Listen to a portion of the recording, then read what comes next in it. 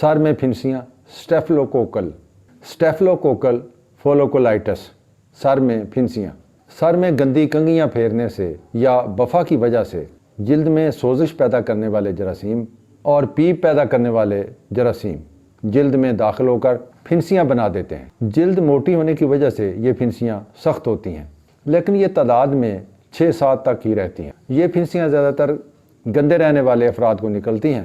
اگر ان کی تعداد کم ہو تو درد زیادہ نہیں ہوتا، لیکن کبھی کبھی درد، بخار، اکڑاؤ اور ان میں سے پیپ بھی آ سکتی ہے۔ سر میں پھنسیاں جگر کی خرابیوں سے لے کر قوت مدافعت میں کمی پیدا کرنے والی تمام بیماریوں میں ہو سکتی ہیں۔ ان کا مستقل حل سبب کی تلاش اور اس کے بعد پھر اس کا علاج ہے۔ علاج: سر کو روزانہ دھویا جائے اور سر دھونے کے لیے شیمپو کی بجائے عام صابن زیادہ بہتر رہتا ہے۔ اپنی کنگھی کسی کو بھی نہ دیں اور دوسرے کی کنگھی کبھی استعمال نہ کریں۔ اپنی کنگھی یا برش کو ہفتہ میں کم از کم 1 مرتبہ گرم پانی اور صابن سے اچھی طرح دھویا جائے اور اسے خشک کیا جائے۔ غذا میں پروٹین والی غذائیں جیسا کہ انڈا، گوشت، پنیر، کھجور یا دلیا، ان میں سے کوئی چیز ضرور شامل کریں۔ رس، بسکٹ، پراٹھے اور چائے یہ جسمانی ضروریات کو پورا نہیں کرتی، اس لیے ان کے کھانے سے کمزوری آتی ہے۔